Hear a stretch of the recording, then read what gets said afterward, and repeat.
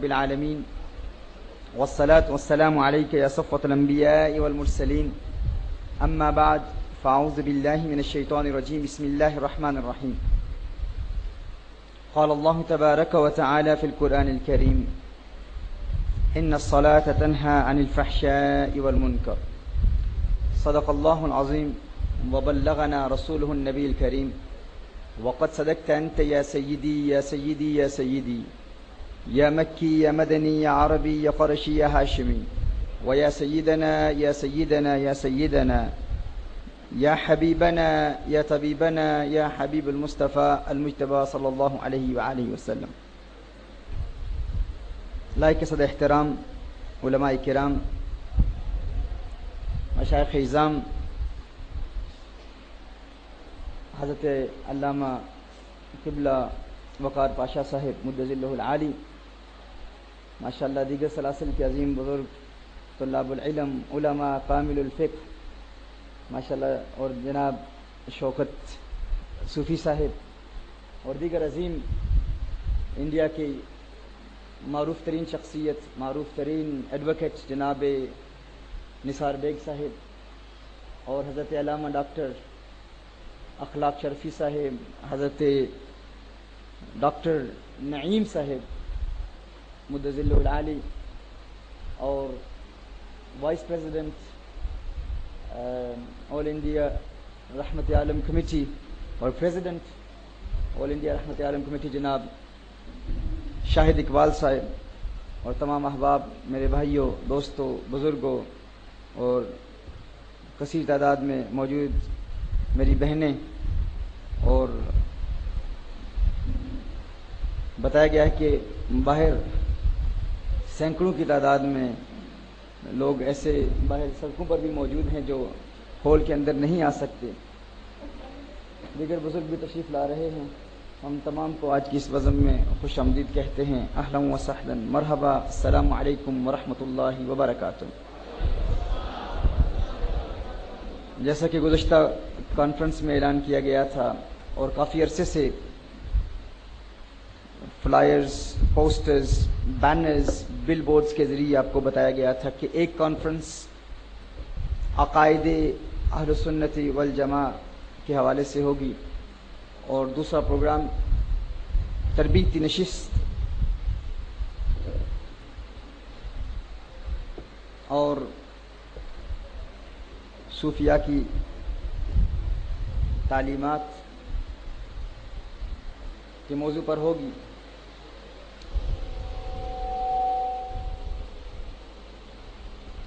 کل ہماری کانفرنس میں الحمدللہ بہت تفصیل سے عقائد پر کلام ہوا اور یہیں آل انڈیا رحمت عالم کمیٹی کا سلوگن ہے اصلاح عقائد اور اصلاح معاشرہ.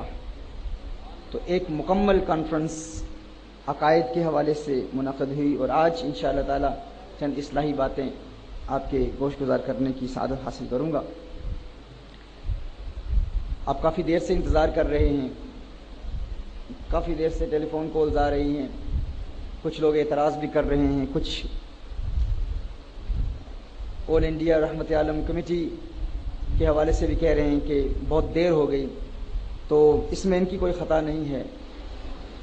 جو احباب ہمارے ساتھ سفر کر رہے ہیں وہ جانتے ہیں کہ آپ لوگ تو رات کانفرنس میں آئے، حاضری کے بعد واپس چلے گئے، کچھ آرام بھی آپ نے کیا ہوگا، ریسٹ بھی کی ہوگی، نیند بھی کی ہوگی، لیکن ہمارا مسلسل سفر جاری ہے، مسلسل سفر جاری ہے کا نہیں.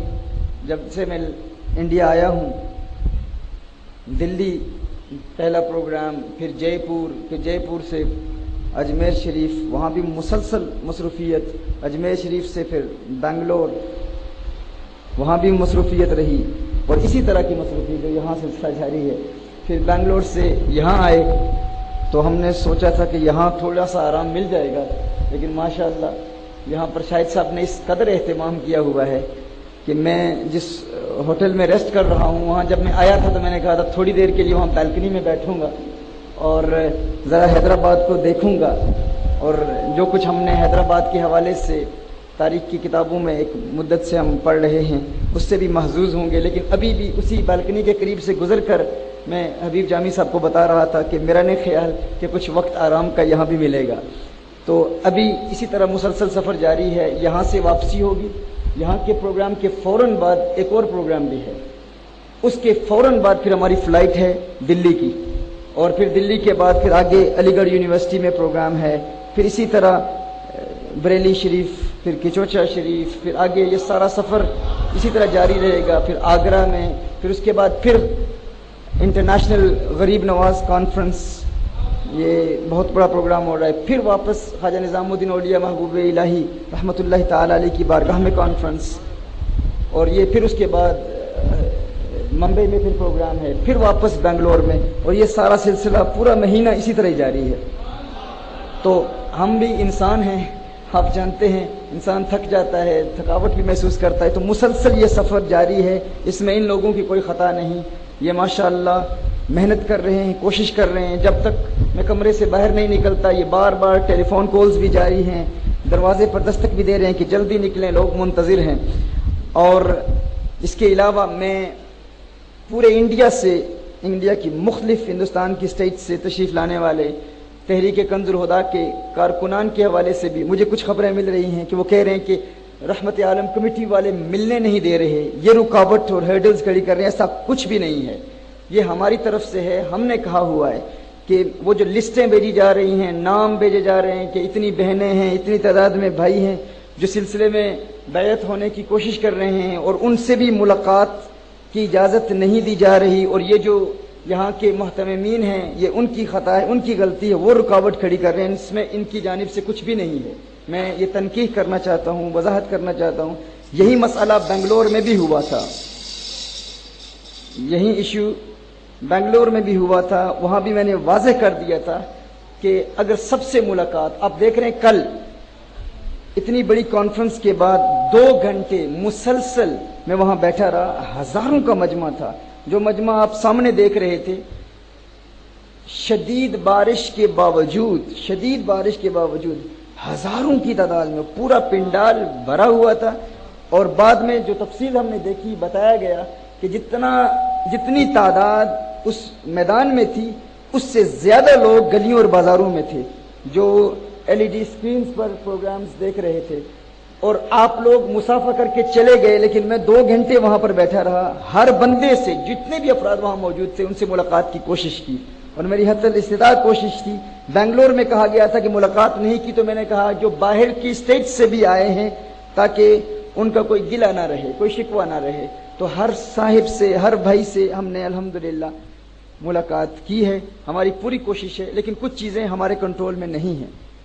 تو میں معذرت کا خواستگار ہوں، معذرت چاہتا ہوں اگر کسی کی دل شکنی ہوئی ہو. اس وقت بھی ہم اگر تاخیر سے آئے ہیں تو مسلسل پروگرامز کی وجہ سے تاخیر ہوئی ہے، اور انشاءاللہ تعالی ابھی اس مختصر رفاقت کے بعد، مختصر پروگرام کے بعد آگے پھر ہمیں روانہ ہونا ہے، تو پھر سب سے ملاقات یہاں ممکن نہیں ہوگی. قرآن کریم کی جس آیہ مبارکہ کو تلاوت کرنے کا شرف حاصل کیا ہے، اس میں خلاق کائنات ارشاد فرماتا ہے ان الصلاۃ تنہی عن الفحشاء والمنکر. Indeed, the prayer prevents you from fahsha and munkar. Anything that displeases Allah Jalla wa Ala, ہر وہ چیز جو اللہ عز و جل، اللہ اور اس کے رسول صلی اللہ علیہ وآلہ وسلم کی ناراضگی کا سبب بنتی ہے، ہر وہ چیز جو گناہ ہے، منکر ہے، فحشا ہے، برے اعمال ہیں، نماز ان تمام برائیوں سے بچاتی ہے. نماز ان تمام برائیوں سے بچاتی ہے. اب سوال یہ پیدا ہوتا ہے کہ ہمارے احباب کہتے ہیں ہم ایک مدت سے نماز پڑھ رہے ہیں. بے شمار ایسے لوگ ہیں جو ایک عرصے سے نمازیں ادا کر رہے ہیں، وہ کہتے ہیں ہماری نماز ہمیں کیوں نہیں بچاتی، ہم بھی تو نماز پڑھ رہے ہیں. ہم بے شمار ایسے لوگوں کو جانتے ہیں، ایسے بزرگوں کو جانتے ہیں جو نماز ادا کرتے ہیں لیکن پھر بھی گناہ کر رہے ہیں. نماز ادا کرتے ہیں لیکن وہ آنکھوں سے گناہوں کا ارتکاب کر رہے ہیں، زبان سے گناہ کر رہے ہیں، کانوں سے گناہ کر رہے ہیں، ہاتھوں سے گناہ کر رہے ہیں. آخر کیا وجہ ہے؟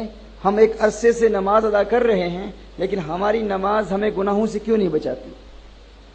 یاد رکھیے، ایک ہے نماز ادا کرنا اور ایک ہے نماز قائم کرنا.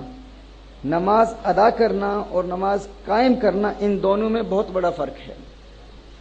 اللہ جل وعلا نے قرآن کریم میں جب بھی مؤمنین کا ذکر فرمایا نماز کے حوالے سے تو فرمایا وہ نماز قائم کرتے ہیں، یقیمون الصلاۃ، مقیم الصلاۃ۔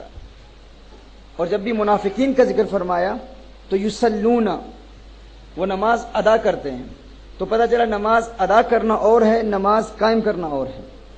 نماز ادا کرنے اور نماز قائم کرنے میں بہت بڑا فرق ہے۔ اب نماز قائم کرنا کیا ہے؟ یاد رکھیے، وہ نماز جو آپ کو ہمیشہ ہمیشہ کے لیے گناہوں سے پاک کر دیتی ہے، آپ کے دل کی دنیا آباد کر دیتی ہے۔ آپ ایسی نماز ادا کریں گے تو آپ کے دل میں گناہوں سے نفرت پیدا ہو جائے گی۔ پھر کسی کو یہ بتانے کی ضرورت نہیں ہوگی کہ اگر آپ نے نماز قضا کر دی تو 2,88,00,000 برس جہنم کی آگ میں جلنا ہوگا۔ کیوں؟ کیونکہ اگر آپ ایسی نماز ادا کرنے کی عادت بنا لیں گے تو آپ کو نماز سے پیار ہو جائے گا۔ آج جو پریکٹیکل میتھڈ آپ کو میں ابھی بتاؤں گا آج کی اس محفل میں، وہ ایسا میتھڈ ہے نماز میں کنسنٹریشن حاصل کرنے کا، نماز میں خشوع و خضوع حاصل کرنے کا، ایسا پریکٹیکل میتھڈ ہے۔ اگر آپ اس پر عمل کر لیں گے تو آپ الارم کلاک سے بھی مستغنی ہو جائیں گے۔ فجر کے وقت یہ گلہ نہیں ہوگا کہ میرے پاس الارم کلاک نہیں ہے، یا الارم کلاک کا الارم بج رہا تھا لیکن مجھے الارم کلاک نے نیند سے بیدار نہیں کیا۔ نہیں، الارم کلاک کی ضرورت ہی نہیں ہوگی۔ ایک لاشعوری قوت خود آ کر آپ کو نماز کے لیے جگا دے گی۔ آپ کو نماز کی بھوک لگے گی، نماز کی پیاس لگے گی۔ جس طرح بغیر کھانا کھائے ہمیں نیند نہیں آتی، اگر ہم نے کھانا نہیں کھایا ہو، اگر پیاس لگی ہو تو ہمیں پانی کی طلب ہوتی ہے، ہم سوتے نہیں اس وقت تک جب تک پانی نہ پی لیں۔ اسی طرح اگر آپ ان چند نکات پر عمل کر لیں گے تو آپ کو ہر روز نماز کی بھوک لگے گی، درد محسوس ہوگا، نماز کے بغیر گزارا نہیں ہوگا۔ 2 وقت روٹی نہ کھائیں تو گزارا نہیں ہے، تکلیف محسوس ہوتی ہے۔ اگر آپ ان چند نسخوں پر عمل کر لیں گے جو ابھی آپ کی بارگاہ میں پیش کروں گا انشاءاللہ، تو ہر روز آپ کو نماز کی 5 وقت بھوک لگے گی، پیاس محسوس ہوگی، نماز کے بغیر نیند نہیں آئے گی، کام میں دل نہیں لگے گا۔ وہ کون سے پریکٹیکل میتھڈز ہیں وہ بھی آپ کی بارگاہ میں انشاءاللہ تعالی عرض کروں گا۔ اور اس پر آج پوری دنیا میں تحریک کنز الہدیٰ کے منہج پر عمل کرنے والے ہزاروں نوجوان، ہزاروں بزرگ پوری دنیا میں اس پر عمل کر رہے ہیں اور اس کے ثمرات دیکھ رہے ہیں کہ الحمدللہ انہیں نماز سے پیار ہو چکا ہے، نماز سے محبت ہو چکی ہے، اور ایسا پیار کہ نماز قضا نہیں ہوتی۔ نماز قائم کرنا کیا ہے؟ یاد رکھیے، ہر عبادت کی ایک فزیکل فارم ہے اور ایک اسپرچل فارم ہے۔ Every act of worship divides into 2 types: the physical form and the spiritual form, the body of the prayer and the ruh of the prayer. ہر عبادت کا ایک جسم ہے اور ایک روح ہے۔ اسی طرح نماز کا بھی ایک جسم ہے اور نماز کی بھی ایک روح ہے۔ نماز کا جسم کیا ہے؟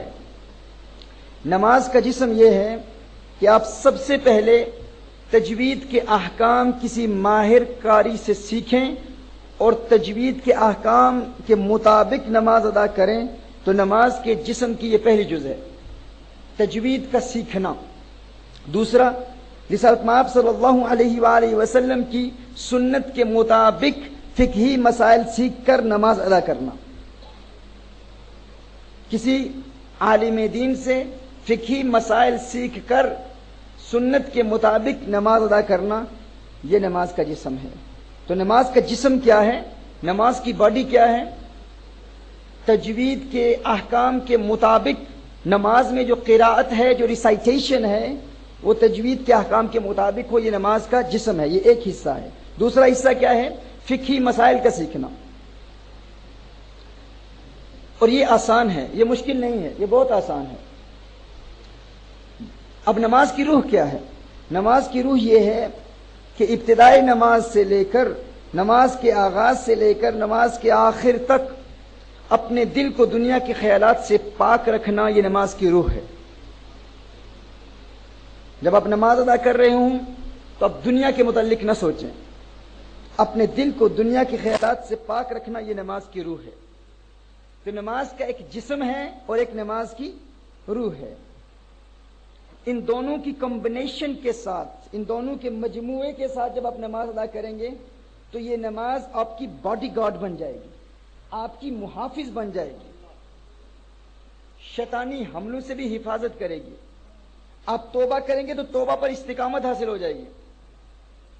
نہ صرف شیطانی حملے، آپ کے دشمنوں کے حملوں کا بھی مقابلہ نماز کرے گی۔ آپ ایسی نماز ادا کریں گے تو آپ کو کسی تعویذ کی بھی ضرورت نہیں ہوگی، یہ نماز خود آپ کا تعویذ بن جائے گی۔ یہ نماز خود ایک ایسا ورد اور ایک ایسا وظیفہ بن جائے گی کہ آپ کی فزیکل اینیمیز سے بھی یہ نماز مقابلہ کرے گی۔ شرط یہ ہے کہ نماز کو اس کے جسم اور اس کی روح کے مجموعے کے ساتھ ادا کرنا۔ جسم کیا ہے؟ شریعت مطہرہ کے احکام کے مطابق نماز ادا کرنا، تجوید اور فقہ۔ روح کیا ہے؟ مکمل یکسوئی کے ساتھ نماز ادا کرنا، مکمل خشوع و خضوع کے ساتھ نماز ادا کرنا۔ جب آپ ایسی نماز ادا کریں گے تو یہ نماز آپ کی محافظ بن جائے گی۔ اب کچھ لوگ کہتے ہیں، لوگوں کے ذہن میں یہ خیال پیدا ہوتا ہے، بھائی فلاں صاحب ایک مدت سے نماز ادا کر رہے ہیں، ان کی نماز انہیں گناہوں سے کیوں نہیں بچاتی؟ کچھ لوگ کہتے ہیں کہ ہمارے بزرگ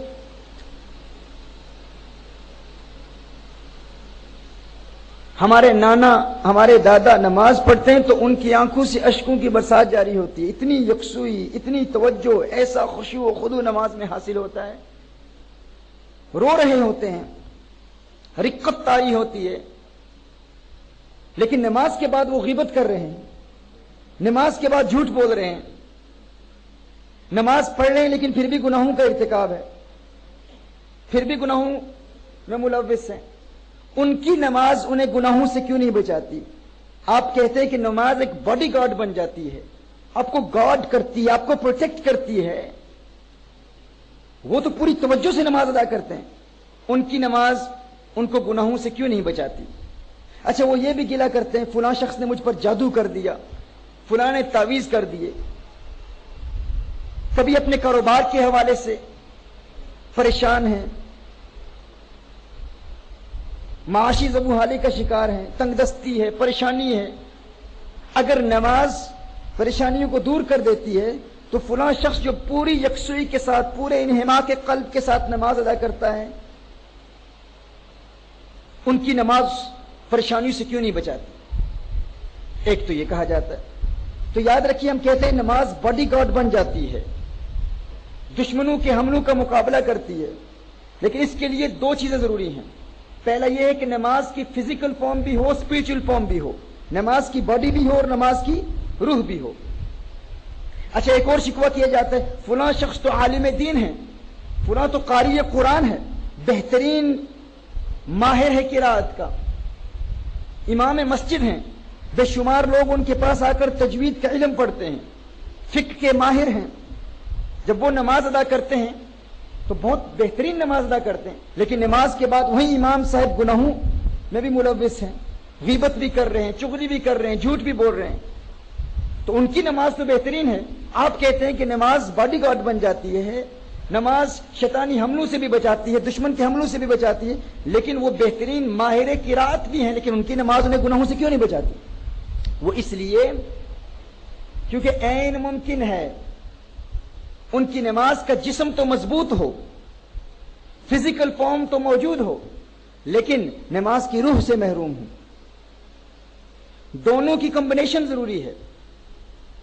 اور وہ بزرگ جو نماز میں رو رہے ہوتے ہیں، عین ممکن ہے نماز کی روح تو ہے لیکن نماز کا جسم نہیں ہے۔ اب نماز کا جسم کیا ہے؟ اس کی ایک مثال سماعت فرما لیں۔ اکثر لوگ کہتے ہیں، ہم ان سے کہیں کہ آپ کا کیا حال ہے؟ وہ کہتے ہیں الحمدللہ میں ٹھیک ہوں، الحمدللہ میں ٹھیک ہوں۔ اب الحمدللہ کا معنی کیا ہے؟ الحمدللہ اور الحمدللہ میں زمین و آسمان کا فرق ہے۔ اب حاء کا مخرج وسط الحلق ہے، یہ درمیان سے، middle of the throat، الحمدللہ۔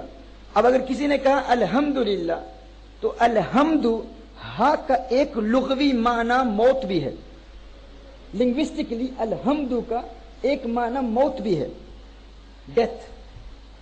تو آپ یہ کہنا چاہ رہے ہیں تمام تعریفیں اللہ کے لیے ہیں، لیکن نماز پڑھتے ہوئے کہہ رہے ہیں الحمدللہ رب العالمین، اس کا مطلب ہے موت اللہ کے لیے ہے۔ اگر آپ نے یہ کہہ دیا تو نماز کا جسم تو ختم ہو گیا نا، یعنی ایک معنی الحمد کا موت بھی ہے۔ تو اگر آپ نے یہ کہہ دیا الحمدللہ، یہ نہیں کہا الحمدللہ، تو نماز کا جسم ختم ہو گیا۔ تو وہ بزرگ جو پوری یکسوئی کے ساتھ نماز ادا کر رہے ہیں، پورے خشوع و خضوع سے نماز ادا کر رہے ہیں، بظاہر ان پر رقت بھی طاری ہے، ان کا دل دنیا کے خیالات سے پاک ہے، نماز کی روح تو ہے، لیکن عین ممکن ہے کہ وہ نماز کے جسم سے محروم ہے۔ اور دوسری جانب ایک قاری قرآن ہے، عالم دین ہے، اس کے پاس نماز کا جسم ہے لیکن نماز کی روح سے محروم ہے، وہ دنیا کے خیالات میں دنیا کے متعلق سوچ رہا ہے۔ تو باڈی گارڈ کیا ہوتا ہے؟ دیکھیے، اگر آپ کا کوئی محافظ ہے، اگر کسی کو آپ کا محافظ بنایا جائے اور وہ فزیکلی بہت ہیلتھی ہو، باڈی بلڈر ہو، آپ پر آپ کا دشمن حملہ کرے تو وہ باڈی بلڈر، وہ جو فزیکلی بہت ہیلتھی ہے، بہت طاقتور ہے، وہ وہاں پر موجود ہے، آپ کے ساتھ ہے، لیکن اس میں روح ہی موجود نہیں ہے۔ آپ کو دشمن آپ پر حملہ کرے اور وہ آپ کو نہ بچائے تو آپ یہ گلہ کرنے میں حق بجانب ہوں گے کہ یہ فزیکلی اتنا سٹرونگ ہے، اس نے مجھے کیوں نہیں بچایا؟ بھائی تیری اس فزیکل سٹرینتھ کا کیا فائدہ؟ تیری اس فزیکل طاقت کا کیا فائدہ؟ تو نے مجھے بچایا کیوں نہیں؟ تو میرا باڈی گارڈ ہے۔ تو ہر شخص کہے گا ہر چند کہ وہ طاقتور ہے، بظاہر فزیکلی بہت سٹرونگ ہے، لیکن اس کے جسم میں روح ہی نہیں ہے، تو وہ تجھے کیسے بچائے گا؟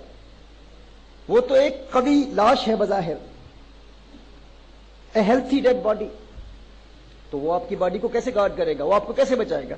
این اسی طرح ایک دوسرا شخص ہے جس کے جسم میں روح تو موجود ہے لیکن جسمانی طور پر اتنا کمزور ہے کہ اپنے پاؤں پر کھڑا نہیں ہو سکتا۔ آپ کا دشمن آپ پر حملہ کرتا ہے، وہ آپ کو نہیں بچاتا، آپ اسے کہتے ہیں تیرے اندر روح ہے، تو نے مجھے کیوں نہیں بچایا؟ تو ایک سمجھدار شخص کہے گا روح تو ہے لیکن فزیکلی اس کی اسٹیج تو دیکھو، وہ اتنا کمزور ہے، اپنے پاؤں پہ کھڑا نہیں ہو سکتا، تمہیں کیسے بچائے گا؟ اس کی باڈی نہیں ہے۔ تو نماز کی باڈی بھی چاہیے اور نماز کی روح بھی چاہیے، ان دونوں کی کمبینیشن کے ساتھ جب آپ نماز ادا کریں گے تو یہ وہ نماز ہے جو آپ کو گناہوں سے بھی بچائے گی، شیطان کے حملوں سے بھی بچائے گی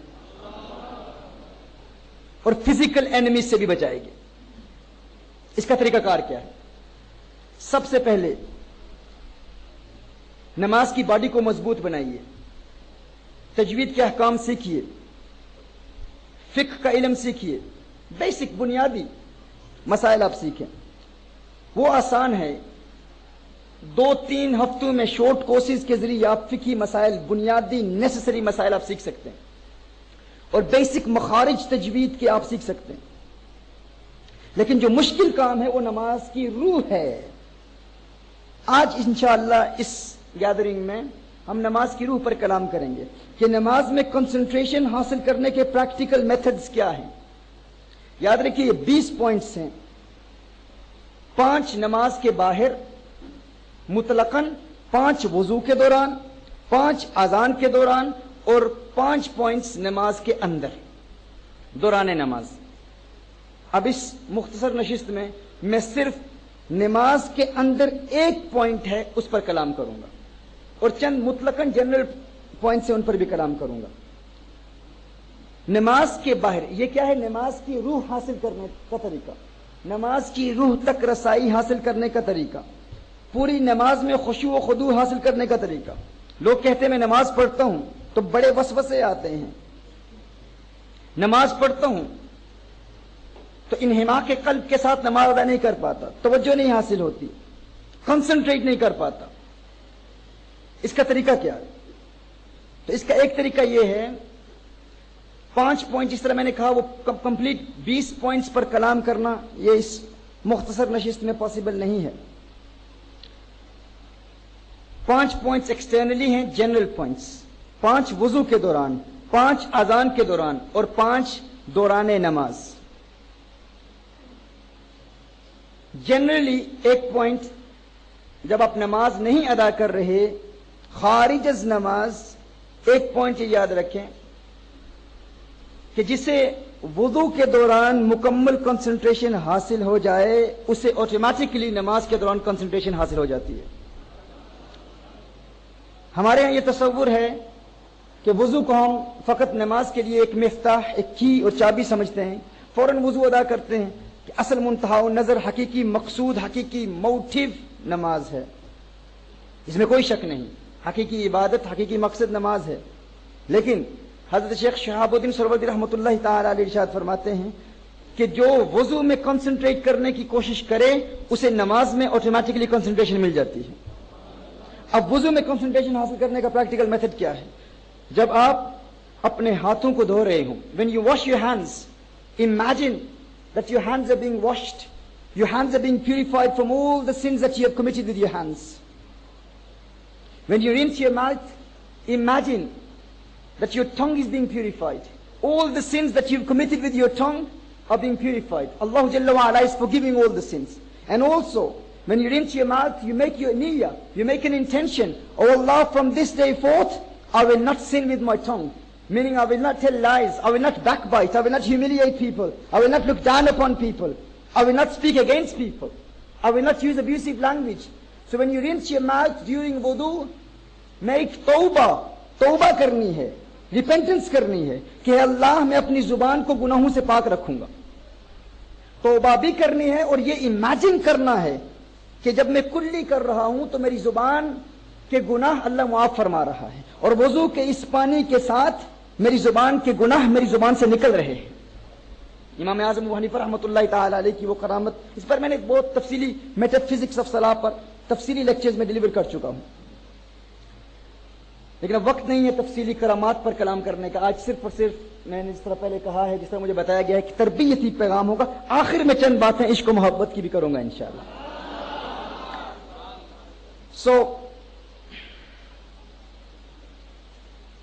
جب آپ when you wash your face, then you imagine that your eyes are being purified.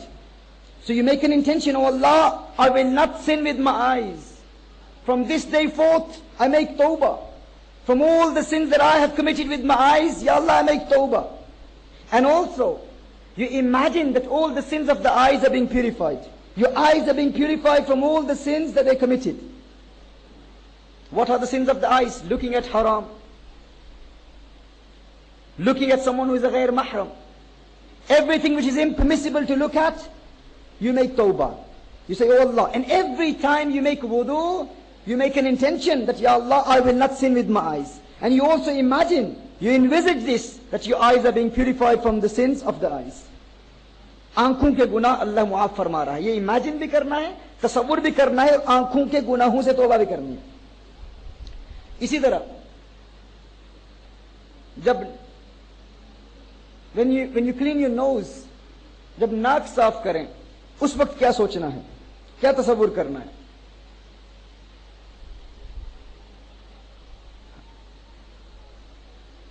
جب ناک صاف کریں گے تو یہ سوچنا ہے کہ آج کے بعد میں نے کھوجی نہیں بننا، ایک سنیفر ڈاگ نہیں بننا۔ سنیفر ڈاگ آپ جانتے ہیں، ایئرپورٹس پر سنیفر ڈاگ ہوتے ہیں، وہ کتے وہ سونگ کے بتا دیتے ہیں کہ اس کے بیگ میں کیا ہے۔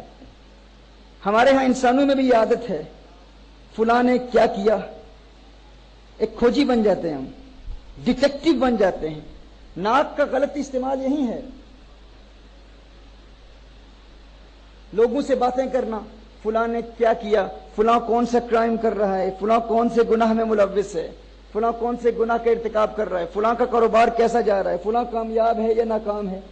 یہ ناک کا عمل ہے۔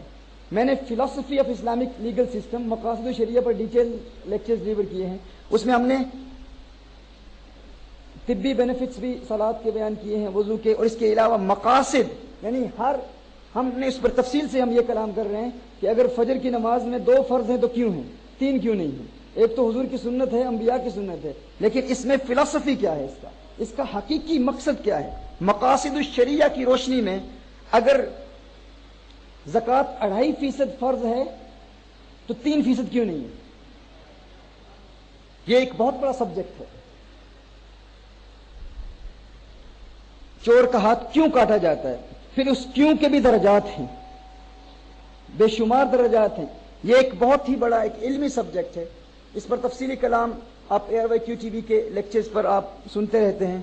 علامہ وقار پاشا صاحب اس دن بھی بتا رہے تھے کہ عوامی خطاب تو ہوتے ہی ہیں، لیکن میرا سب سے پسندیدہ موضوع جو انہیں پسند آیا ہے ٹی وی پر جو دیکھتے ہیں، یہ فرما رہے تھے وہ اصول فقہ کے مقاصد پر جو لیکچرز تھے وہ ان کو بہت پسند آئے ہیں. ہمیں بھی حوصلہ افزائی ہوتی ہے جب حیدرآباد دکن کے مشہور و معروف، بلکہ ہندوستان کے مشہور و معروف اریٹر جب یوں ہمارے بزرگ ہماری حوصلہ افزائی فرماتے ہیں. اور یوں حوصلہ افزائی کرنے کے لیے بھی بڑا دل چاہیے، ہر بندہ یوں حوصلہ افزائی کرتا بھی نہیں ہے. لیگ پولنگ والے بھی بہت ہوتے ہیں. ان کی محبت ہے الحمدللہ کہ ایسے اکابر علماء اور ایسے اکابر اریٹرز اور سپیکرز ہماری ان کنونشنز میں موجود ہیں. تو میں کیا کہہ رہا تھا، تو جب ناک صاف کریں تو اس وقت یہ سوچنا ہے کہ آج کے بعد لوگوں کے متعلق کھوجی بن کے نہیں رہنا، کھوج لگانے کی کوشش کرنا فلاں کیا کر رہا ہے، فلاں کیا کر رہا ہے. نہیں، من حسن المرء ترک ما لا یعنی، من حسن الاسلام، اسلام کی خوبصورتیوں میں یہی ہے کہ جس چیز کا آپ کو تعلق نہیں، جس چیز سے آپ کو تعلق نہیں اس کو ترک کر دیں. اسی طرح جب کان کا مسح کریں گے تو کان کے گناہوں سے توبہ کریں گے. سر کا مسح کریں گے تو خیالات کو پاک کرنے کا ارادہ کریں گے. پھر خیالات کو، برے خیالات سے بچنے کا جو پریکٹیکل میتھڈ ہے، اس میں پھر 5 سٹیجز ہیں. ایک حاجس ہے، ایک حدیث نفس ہے، ایک خاطر ہے، ایک عزم ہے، ایک ہم ہے. یہ برے خیالات ہیں. ان کے 5 ڈفرنٹ سٹیجز ہیں. ہر وضو میں ایک سٹیج کا مقابلہ کرنا، یعنی 5 ڈفرنٹ سٹیجز ہیں. ہر روز جب آپ وضو کریں گے 5 نمازوں کے لیے تو آپ اپنے خیالات کا تزکیہ یوں کریں گے. یعنی یہ ذہن کا تزکیہ ہے، اپنے خیالات کو، اپنے ذہن کو برے خیالات سے پاک رکھنا. اس کا پریکٹیکل میتھڈ ہے.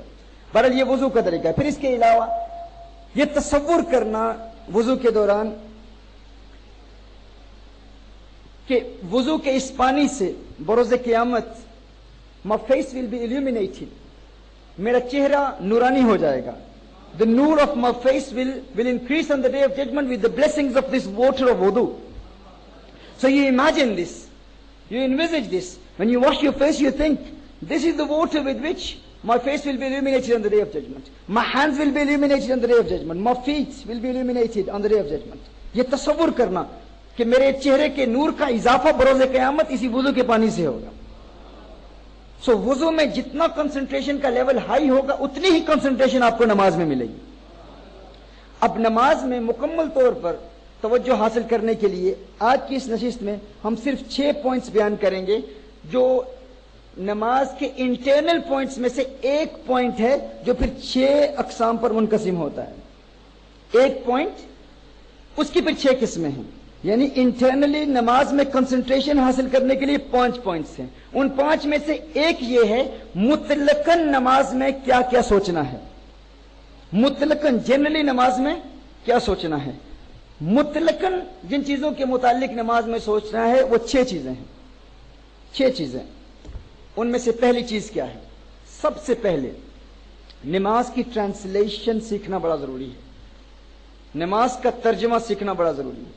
It is important that we learn the translation of Salah. When we offer our prayer, we are communicating with Allah Jalla wa Ala. This is a secret communication between us and our Lord. Imagine if you are in the court of a king, a famous person, a president of a country or a prime minister of a country, and you are praising that president or that prime minister, and you're praising him in a language that you do not understand yourself, and your motive behind praising the prime minister or the president is to please him. You want to praise him. Why do you want to praise him? You want to please him. You want to make him happy. Imagine praising someone who is very famous in a language that you don't understand yourself. And imagine that the person that you are praising, the king or the prime minister, the president of a country, some celebrity, someone very famous, he himself is aware of this. He knows that you are praising him in a language that you don't understand yourself. You are praising him, but you don't even know what you are saying. Would you be able to please him? Would you please him? Tell me. Would you please someone in a language that you do not understand yourself? Would he be pleased with you? He won't be pleased with you. He will say, he's saying something about me and he doesn't even understand himself. آپ کسی بادشاہ کی تعریف کر رہے ہیں لیکن ایسی زبان میں کر رہے ہیں جو زبان آپ کو خود نہیں آتی, اور وہ بادشاہ بھی جانتا ہے یہ جو کہہ رہا ہے یہ خود بھی نہیں جانتا کیا کہہ رہا ہے, تو کیا وہ آپ کی اس تعریف سے خوش ہوگا؟ اب غور کریں, 40 سال 50 سال بیت گئے, ہم کہتے ہیں التحیات للہ والصلوات, لیکن پتہ نہیں ہے کیا کہہ رہے ہیں. ہم کہہ رہے ہیں اللہم انا نستعینک ونستغفرک, وہ خلاق کائنات, وہ پروردگار عالم, اس رب کی تعریف کر رہے ہیں لیکن پتہ نہیں ہے کیا کہہ رہے ہیں. تو کیا اللہ ہماری ایسی نماز سے خوش ہوگا؟ میں یہ نہیں کہتا نماز ہوتی نہیں ہے, ادا ہو جاتی ہے, قائم نہیں ہوتی. قائم اور ادا میں بہت بڑا فرق ہے. تو سب سے پہلا پوائنٹ کیا ہے؟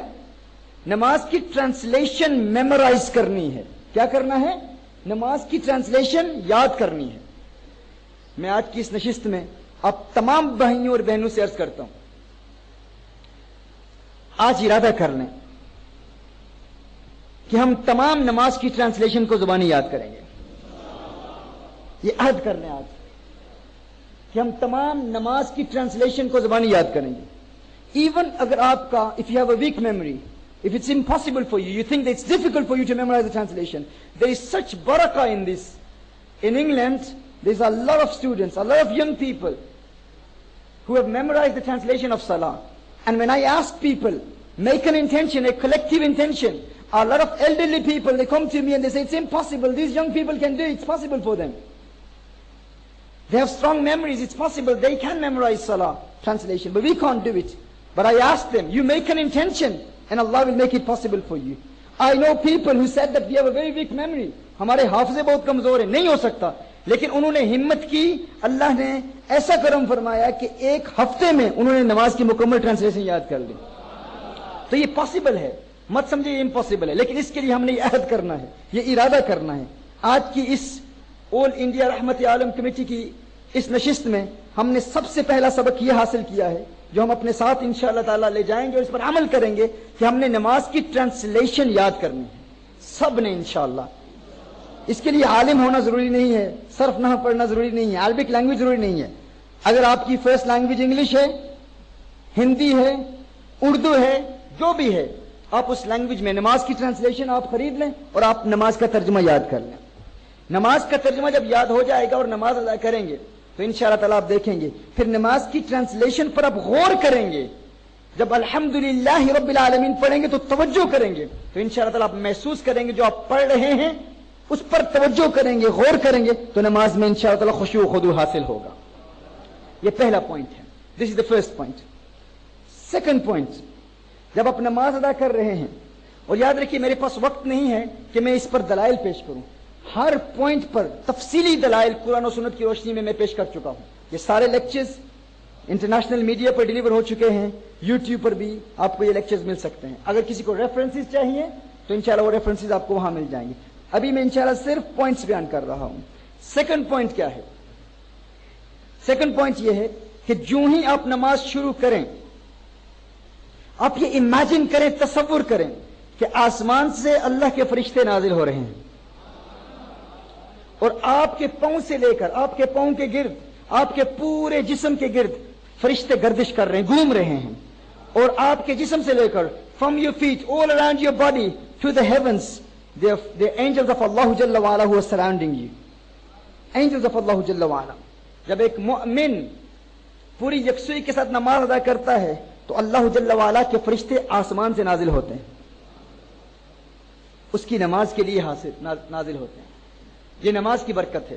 تو جب آپ نماز میں یہ تصور باندھیں گے میں نماز ادا کر رہا ہوں اور میری اس نماز کی برکت سے اللہ جل وعلا فرشتوں کو بھیج رہا ہے, میں نماز ادا کر رہا ہوں, میرے پاس کرکٹ لگا ہوا ہے, انڈیا ورلڈ کپ کھیل رہا ہے, میری توجہ اس طرف ہے, بتانے والے بتا رہے ہیں اتنا سکور ہو گیا, اتنا سکور ہو گیا, فوراً نماز ادا کرنے کی جلدی ہے کہ فوراً نماز ختم کر دوں. ہاں کیونکہ میچ دیکھنا ہے. فوراً اپنے آپ سے آپ کہیں گے, میں کہوں گا ثاقب کیا سوچ رہا ہے, کیا سوچ رہا ہے؟ تیری اس نماز کے لیے اللہ جل وعلا کے فرشتے آسمان سے نازل ہو رہے ہیں اور تو کرکٹ کے متعلق سوچ رہا ہے. ان فرشتوں کو امیجن کرنا ہے. یعنی آپ سوچ لیں جو بھی آپ کے ذہن میں آپ کی پسندیدہ سپورٹس ہیں یا کاروبار ہے یا کالجز یونیورسٹیز کے خیالات جو اکثر نماز کے دوران آتے ہیں, جو ہی آپ تصور باندھیں گے کہ آسمان سے فرشتے میری اس نماز کے لیے نازل ہو رہے ہیں اور میں دنیا کے متعلق سوچ رہا ہوں, تو فوراً آپ متنبہ ہو جائیں گے, تنبیہ کریں گے, اپنے آپ کو الرٹ کریں گے. یہ دوسرا پوائنٹ ہے. پھر آپ سے عرض کرتا ہوں, پہلا پوائنٹ کیا ہے نماز کی؟ جی اب میں نہیں کہوں گا, اب آپ کہیں گے. پہلا پوائنٹ کیا ہے نماز کی؟ ٹرانسلیشن کا اردو میں ٹرانسلیشن کیا ہے؟ سو نماز کی ٹرانسلیشن, نماز کا ترجمہ. دوسرا پوائنٹ جی سب کہیں. تصور کس چیز کا؟ ہاں آسمان سے فرشتے نازل ہو رہے ہیں. تیسرا پوائنٹ یہ تصور کرنا ہے کہ آپ پل صراط پر کھڑے ہیں, اپنا جو مسلح ہے اس کو امیجن کرنا ہے کہ یہ پل صراط ہے. جیسے imagine that sharper than a sword, thinner than a hair. پل صراط پہ کھڑے ہیں, آپ کی دائیں جانب جنت ہے, بائیں جانب جہنم ہے, آگے اللہ کی معرفت کے دروازے کھل رہے ہیں, آپ کے سر کے اوپر ملک الموت ہیں. یہ اسپیکٹیکل امیجن کرنا ہے, یہ تصور کرنا ہے کہ اگر میرے خیالات, اگر میرا ذہن ذرا بھی پھسلا تو میں جہنم میں گر جاؤں گا. یہ امیجن کرنا, یہ تصور کرنا ہے. پل صراط کو تصور میں لانا ہے, پل صراط کا خیال ذہن میں لانا ہے کہ میں پل صراط پہ کھڑا ہوں, میری دائیں جانب جنت ہے, بائیں جانب جہنم ہے, آگے اللہ کی معرفت کے دروازے کھل رہے ہیں. ہمارے صوفیاء فرماتے ہیں کہ معرفت کے دروازوں کو امیجن کرنا ابتدا میں مشکل ہے, تو آپ کعبۃ اللہ کے دروازے کو امیجن کیجئے, کعبۃ اللہ کے دروازے کو تصور کیجئے کہ کعبۃ اللہ کا دروازہ سامنے. پھر رفتہ رفتہ انشاءاللہ تعالی جب یہ تصور جم جائے گا, استقرار پکڑ لے گا, ایک وقت آئے گا کہ اللہ کی معرفت کے دروازے آپ کو نظر آنا شروع ہو جائیں گے. سو پہلا پوائنٹ کیا ہے؟ ٹرانسلیشن. سیکنڈ پوائنٹ تصور کرنا ہے کہ اینجلز آسمان سے فرشتے نازل ہو رہے ہیں اور میرے ارد گرد یوں گھوم رہے ہیں, میرے پورے جسم کے گرد آسمان تک فرشتے گھوم رہے ہیں. تیسرا پوائنٹ کیا تھا؟ پل صراط کا تصور کرنا. چوتھا پوائنٹ کیا ہے؟ آپ جانتے ہیں شریعت مطہرہ میں حکم یہ ہے کہ نماز پڑھ رہے ہو تو یوں ادا کرو گویا کہ تم اللہ کو دیکھ رہے ہو. اگر یوں ادا نہیں کر سکتے تو یوں سوچو کہ اللہ تمہیں دیکھ رہا ہے. ہمارے بزرگ فرماتے ہیں کہ دیکھیے اللہ کو دیکھنا تو ممکن نہیں ہے, انسان اللہ کو دیکھ تو نہیں سکتا, لیکن یہ تصور کر سکتا ہے کہ انسان کے دل پر اللہ کا نام لکھا ہوا ہے. اللہ تو نظر نہیں آتا لیکن اللہ کا نام نظر آتا ہے. تو آپ امیجن کریں کہ اللہ لکھا ہوا ہے, اللہ, یا یہ تصور کریں کہ آپ کے دل پر اللہ لکھا ہے, یا یہ تصور کریں کہ آپ کے بالکل سامنے اللہ لکھا ہوا ہے اور اس پر فوکس کریں, اللہ کے نام پر فوکس کریں. اس پر آپ جتنی توجہ کریں گے آپ کو نماز میں کنسنٹریشن حاصل ہوگی.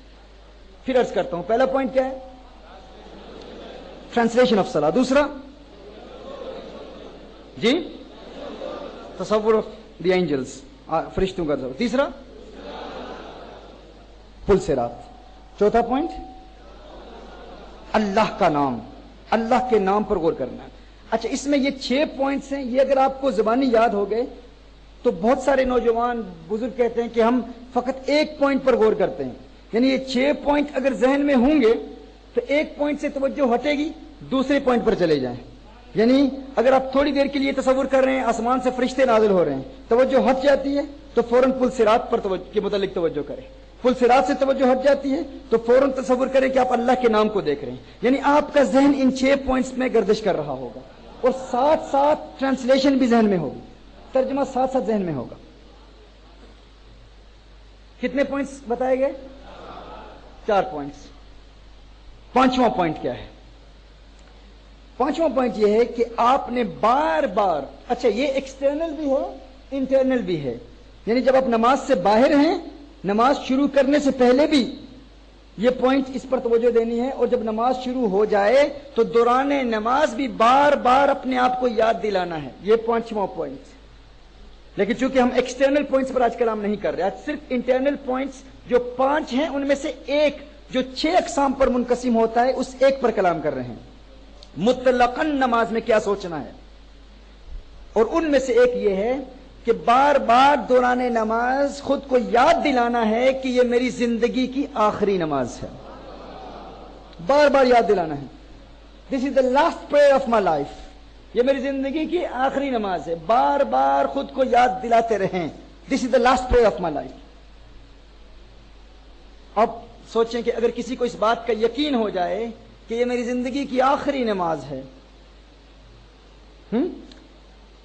آپ نماز ادا کر رہے ہیں، یو پرسویڈڈ یور سیلف، آپ نے اپنے دل کو آمادہ کر لیا، تیار کر لیا کہ یہ میری زندگی کی حقیقتاً آخری نماز ہے۔ آپ نے نماز ظہر ادا کی، ظہر کے بعد کچھ تکلیف محسوس ہوئی، آپ ڈاکٹر کے پاس جاتے ہیں، ڈاکٹر کہتا ہے کہ آپ ایک ایسے مرض میں مبتلا ہیں کہ اب آپ فقط 3-4 گھنٹوں کے مہمان ہیں، 3-4 گھنٹوں کے بعد آپ کا انتقال ہو جائے گا۔ اب آپ توجہ کیجئے، 3-4 آپ کو یقین ہے کہ 3-4 گھنٹوں کے بعد آپ کی موت واقع ہو جائے گی۔ اب آپ نماز عصر ادا کر رہے ہیں، آپ کے ساتھ کچھ لوگ کھیل رہے ہیں، دنیا کی باتیں کر رہے ہیں، اپنے کاروبار کی باتیں کر رہے ہیں، کوئی فٹ بال دیکھ رہا ہے، کوئی کرکٹ دیکھ رہا ہے، انتہائی انٹرسٹنگ باتیں کر رہے ہیں، لیکن آپ کو پتا ہے this is your last opportunity to persuade Allah Jalla wa Ala, this is your last opportunity to make sajda, to prostrate before Allah Jalla wa Ala، یہ آپ کی زندگی کا آخری موقع ہے اپنے رب کو راضی کرنے کا۔ آپ کے کندھوں پر گناہوں کا انبار ہے، گناہوں کا بوجھ ہے، لاکھوں کروڑوں اربوں سنکھوں گناہ آپ کے کندھوں پر ہیں، اور آپ کو پتا ہے اب آج کی رات آپ کی قبر میں ہوگی۔ اب آپ کے ساتھ دنیا کے جو معاملات ہو رہے ہوں، کوئی کھیل رہا ہے، کوئی دنیا کی باتیں کر رہا ہے، آپ کی توجہ ذرا بھی ان کی جانب جائے گی تو آپ فوراً اپنے آپ کو الرٹ کریں گے، ثاقب کیا کر رہا ہے؟ میں اپنے آپ کو، میں جب بھی کلام کر رہا ہوں اپنے آپ سے کلام کر رہا ہوں۔ یہ جو جتنی بھی گفتگو ہے ہماری پوری کوشش ہوتی ہے کہ میں یہ نہ کہوں کہ میں آپ کو بتا رہا ہوں، میں در حقیقت اپنی اصلاح کی بھی کوشش کر رہا ہوں۔ تو میں اپنے آپ سے کیا کہوں گا؟ میں اپنے آپ سے یہی کہوں گا، ثاقب یہ تو دنیا میں رہیں گے، یہ تو یہاں رہیں گے، یہ تو کرکٹ بھی دیکھیں گے، فٹ بال بھی دیکھیں گے، اسپورٹس بھی کھیلیں گے، لیکن تیرا یہ آخری موقع ہے، this is your last opportunity to persuade اللہ، ٹو بیگ اللہ جل وعلا to forgive all your sins. Tonight you will be in your قبر، tonight you will be in your grave. آج آخری موقع ہے اپنے رب کو راضی کرنے کا، اور اس آخری موقع یہ اللہ نے تو یہ آخری موقع دیا ہے، اب اس دوران بھی تو دنیا کے متعلق سوچ رہا ہے، یہ لوگ تو یہاں رہیں گے، تو آج رات قبر میں ہوگا۔ آپ امیجن کریں، جس کو اس بات کا یقین ہو جائے کہ یہ اس کی زندگی کی آخری نماز ہے، اس کی کنسنٹریشن کا لیول کیا ہوگا، اس کی توجہ کا لیول کیا ہوگا۔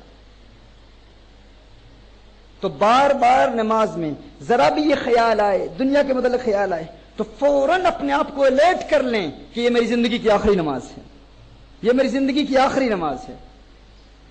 تو یہ 5واں پوائنٹ ہے، تو اس سے آپ کو نماز میں توجہ اور یکسوئی حاصل ہوگی۔ پہلا پوائنٹ کیا تھا؟ نماز کی ٹرانسلیشن یاد کرنا، اور یہ آپ کب تک یاد کر لیں گے انشاءاللہ؟ 1 ہفتے میں، 1 ہفتے میں، یعنی اپنا ٹارگٹ سیٹ کر لیں آپ۔ آج کیا دن ہے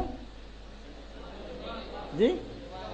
آج اتوار ہے نا، تو آئندہ سنڈے تک انشاءاللہ تعالی سب سے پہلے شاید صاحب میں آپ کو فون کر کے پوچھوں گا کہ آپ نے یاد کی ہے کہ نہیں۔ ہاں آپ یاد کریں گے تو انشاءاللہ تعالی جتنے کارکنان ہیں وہ سارے یاد کر لیں گے انشاءاللہ، سب یاد کریں گے نا انشاءاللہ۔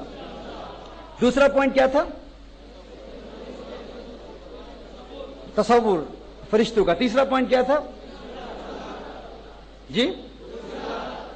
पुल सिरात, गुड माशाल्लाह। चौथा पॉइंट क्या है? माशाल्लाह। पांचवा पॉइंट क्या है? हाँ, क्या कहने, माशाल्लाह। अल्लामा वकार पाशा साहब, मजा है ना इस बात में? वो साकिब शामी साहब ने तकरीर की, मजा आ गया, बड़ी इश्क और मोहब्बत के ऐसे निकात, इल्मी निकात, क्या जोशीला अंदाज था, बहुत मजा आया। 2 घंटे के बाद पूछा कहा क्या था, कुछ याद नहीं है। हाँ, कुछ याद नहीं है। ये असल चीज है, ये असल चीज है। मजा आ रहा है ना, मुझे भी मजा आ रहा है। जो कह रहा हूं आप रिपीट कर रहे हैं और आप ज़बानी याद कर रहे हैं, माशाल्लाह। हाँ, उसका अपना है, वो जोश है, जज्बा है, उसकी भी जरूरत है, लेकिन होश की भी जरूरत है। हमें दोनों चाहिए। यही ऑल इंडिया रहमत आलम कमेटी का मोटिव और मकसद है, अकीदा भी दे और इस्लाही माशरा भी साथ हो। और ये जो निकात बयान कर रहा हूं, मैं जहां भी बयान करता हूं, अक्सर कहा जाता है कि कहीं भी हमने ये निकात नहीं सुनी। मुद्दत से नमाजें अदा करें, लेकिन हमें नहीं पता था कि नमाज में तवज्जो यकसुई हासिल करने का ये प्रैक्टिकल मेथड है। तो आइए, सिर्फ बुजुर्ग उलमा सूफिया वो जानते हैं इनको। आखिरी पॉइंट क्या है? आखिरी पॉइंट ये है कि जब नमाज अदा कर रहे हूं तो ये सोचें कि ये वही नमाज है जो मेरे आका अदा किया करते थे।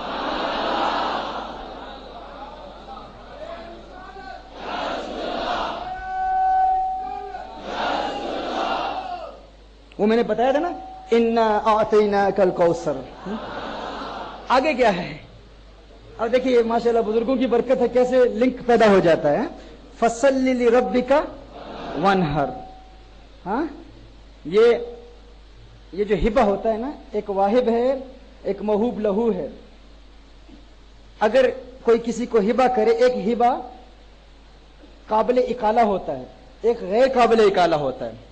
अच्छा, आज टेक्निकल बहस नहीं करूंगा, सिर्फ इतना बता दूं कि जब अल्लाह ने महबूब को सब कुछ अता फरमा दिया तो ये फरमाया इसके बदले तू मुझे नमाज दे दे, ताकि महबूब जो कुछ मैंने तुझे अता किया लोग ये ना समझें। एक तो इताउन है ना, अता युती, एक ईता है। ईता और इता में फर्क ये है, ईता में अता करना है, ऐसा अता करना कि अता करने वाला वापस भी ले सकता है, लेकिन इता ऐसा इता है कि जो मुअती है, देने वाला, उसने हमेशा हमेशा के लिए दे दिया, हमेशा हमेशा के लिए दे दिया। अब कोई ये न कहे। और ये हिबा गैर काबिल इकाला है, गैर काबिल इकाला है। महबूब मैंने तुझे अल कौसर अता फरमाया, मैंने तुझे अल कौसर अता फरमाया, सारी कायनात का मालिक बना दिया।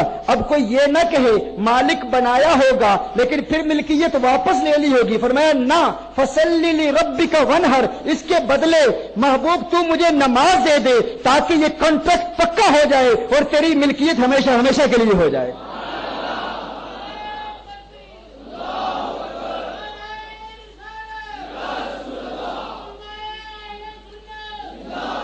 अच्छा, अल्लाह ने अपने महबूब को सब कुछ अता क्यों फरमाया? हाँ, क्यों अता फरमाया? ये तो मैंने आपको बता दिया ना कि अल्लाह ने क्या अता फरमाया। अल कौसर। अल कौसर क्या है? अल कौसर का माना क्या है? इमाम राजी रहमतुल्लाह ताला अलैह फरमाते हैं, ये कौसर, ये फौअल के वजन पर ये कसरत से मुबालगा है। फौअल, ये कसरत से मुबालगा है। और कौसर यानी एक होता है कलील, एक है कलील।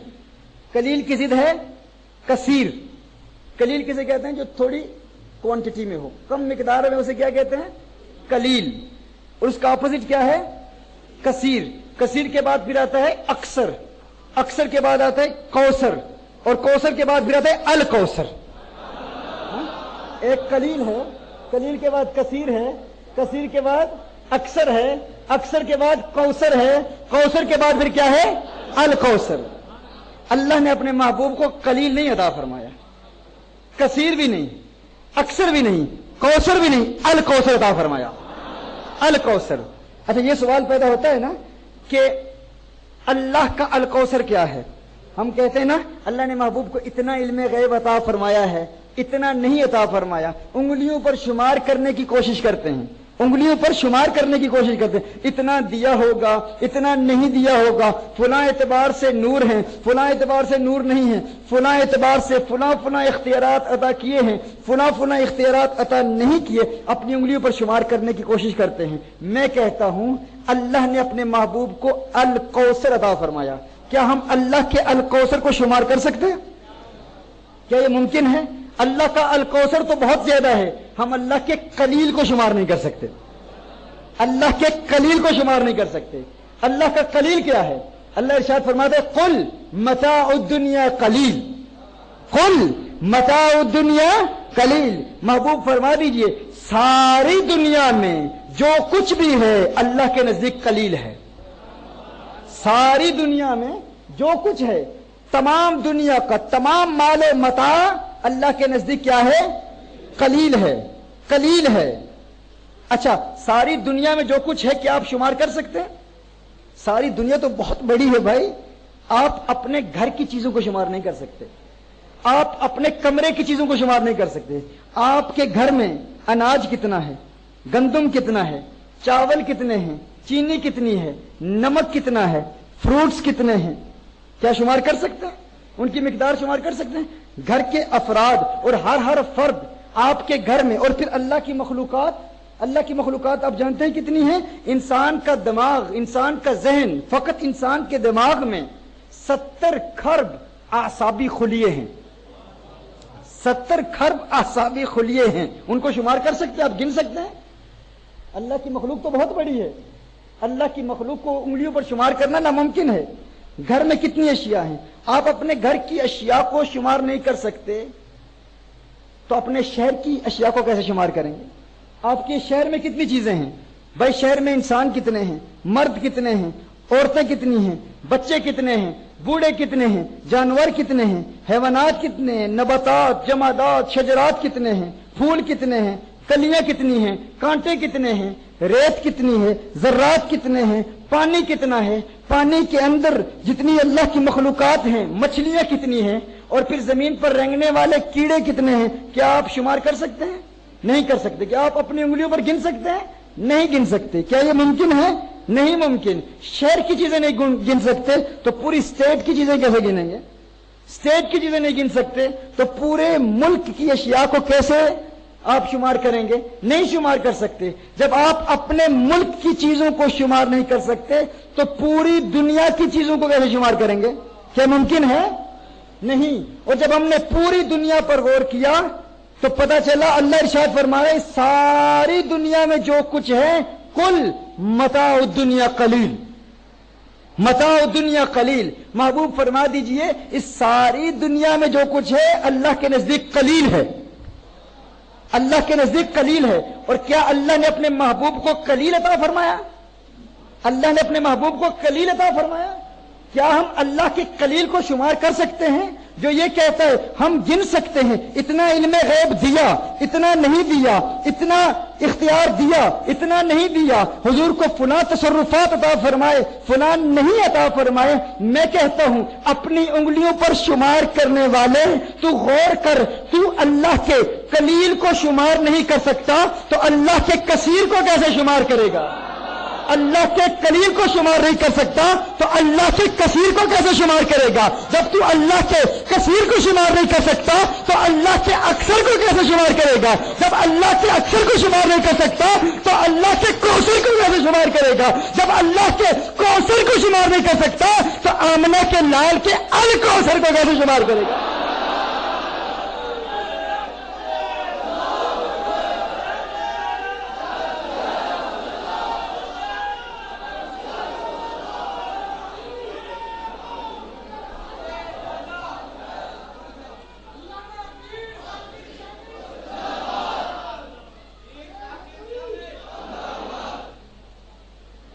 اللہ نے اپنے محبوب، اچھا اللہ نے اپنے محبوب کو ساری کائنات کا مالک بنایا کیوں؟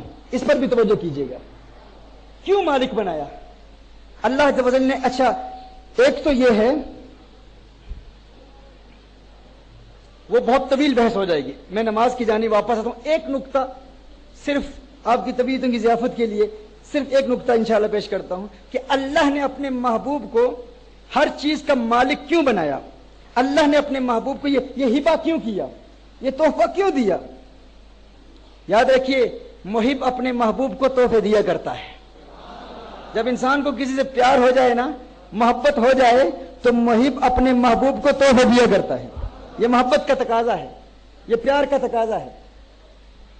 یہ آواز آپ کو کلیئر آ رہی ہے؟ جب میں آواز میری بلند ہوتی ہے تو کٹتی تو نہیں نا آواز؟ صحیح. اللہ نے اپنے محبوب کو ساری دنیا ساری کائنات تحفتاً عطا فرما دی. کیوں؟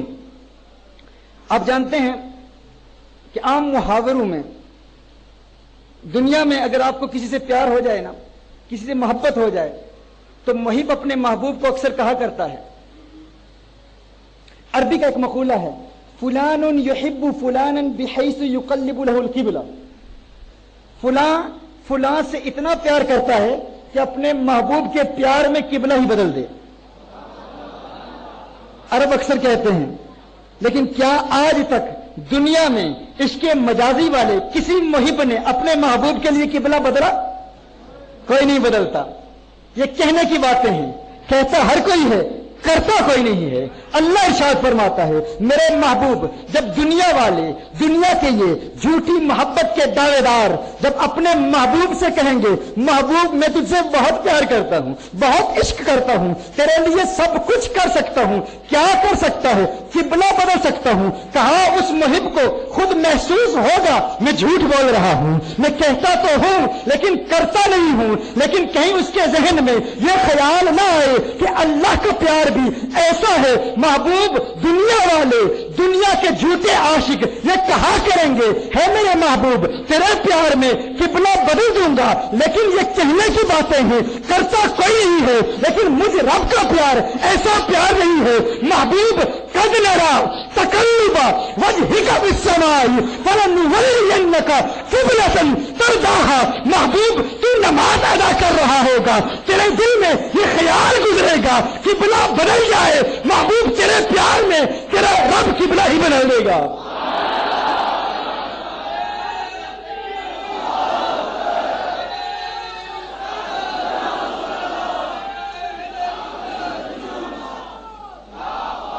محب اپنے محبوب سے کہتے ہیں نا، ہے میرے محبوب تیرے پیار میں آسمان سے تارے توڑ کے لا سکتا ہوں. ہاں؟ ہر شخص جانتا ہے محب جب یہ کہتا ہے نا جھوٹ بول رہا ہوتا ہے، خود اسے محسوس ہوتا ہے، اس کا دل گواہی دے رہا ہوتا ہے ارے میں جھوٹ بول رہا ہوں. یہ کہنے کی باتیں ہیں، کرتا کوئی نہیں ہے، کہتا ہر کوئی ہے. اللہ فرماتا ہے محبوب تو ایک مرتبہ انگلی اٹھا کے دیکھ، تیرے پیار میں اس چاند کے 2 ٹکڑے نہ کر دوں تو مجھے رب نہ کہنا.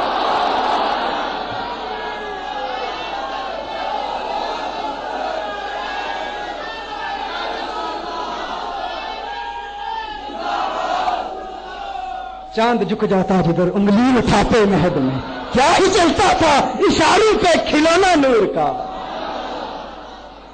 محب دنیا میں کہتے ہیں نا اپنے محبوب سے تیرے لیے محبوب تیرے پیار میں تو چاہے تو ایک جہان آباد کر دوں. کیا کوئی جہان آباد کرتا ہے؟ ہاں؟ کہتا ہر کوئی ہے، کرتا کوئی نہیں ہے. اللہ ارشاد فرماتا ہے محبوب لولا کا لما خلقت الدنیا. محبوب یہ ساری دنیا میں نے آباد کی ہی تیرے لیے ہے، یہ ساری کائنات بنائی ہی تیرے لیے ہے. محبوب دنیا میں لوگ کہتے ہیں محبوب تیرے پیار میں ایک جہان آباد کر دوں، کرتا کوئی نہیں ہے لیکن میرا پیار سچا ہے، میری محبت سچی ہے. محبوب ساری کائنات بنائی ہی تیرے لیے ہے. اسی لیے بریلی کا کلندر کہتا ہے یہ صبا سنک، یہ صبا سنک، وہ کلی چٹک، یہ زباں چہک، لب جو جھلک، یہ مہک جھلک، یہ چمک دمک، سب اسی کے دم کی بہار ہے.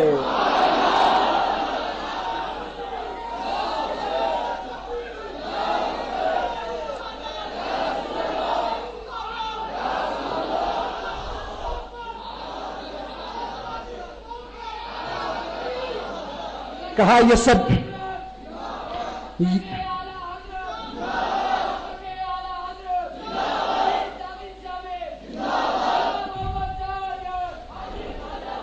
کلندر لاہوری نے کہا ہونا یہ پھول تو بلبل قطر نم بھی نہ ہو، چمنے بہر میں کلیوں کا تبسم بھی نہ ہو، یہ نہ ساقی ہو تو پھر میں بھی نہ ہو، کن بھی نہ ہو، بزم توحید بھی دنیا میں نہ ہو، تم بھی نہ ہو. میں کہتا ہوں یہ تو علامہ اقبال ہیں، ان کا بہت بڑا مقام، بہت بڑا مقام، لیکن میرے اعلیٰ حضرت کا مقابلہ نہیں کر سکتے. اعلیٰ حضرت فرماتے ہیں یہ صبا سنک، وہ کلی چٹک، یہ زباں چہک، لب جو جھلک، یہ مہک جھلک، یہ چمک دمک، سب اسی کے دم کی بہار ہے. یہ سمن یہ سوسن یا سمن یہ بنفش سنبل نسترن گل سرو لالا بھرا چمن وہی ایک جلوہ ہزار ہے وہی ایک جلوہ ہزار ہے وہی ایک جلوہ ہزار ہے وہ نہ تھا تو باغ میں کچھ نہ تھا وہ نہ ہو تو باغ ہو سب تھا بادب جھکا لو سرے بلا کہ میں نام لوں گل باغ کا گل تر محمد مصطفیٰ چمن ان کا پاک دیار ہے.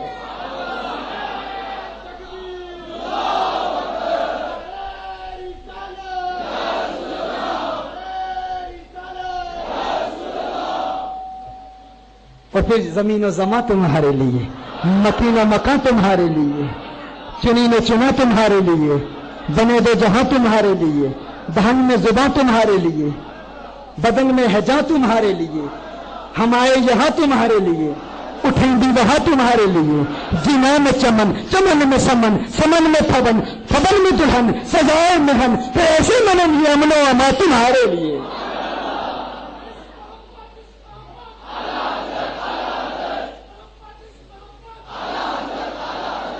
سبحان اللہ.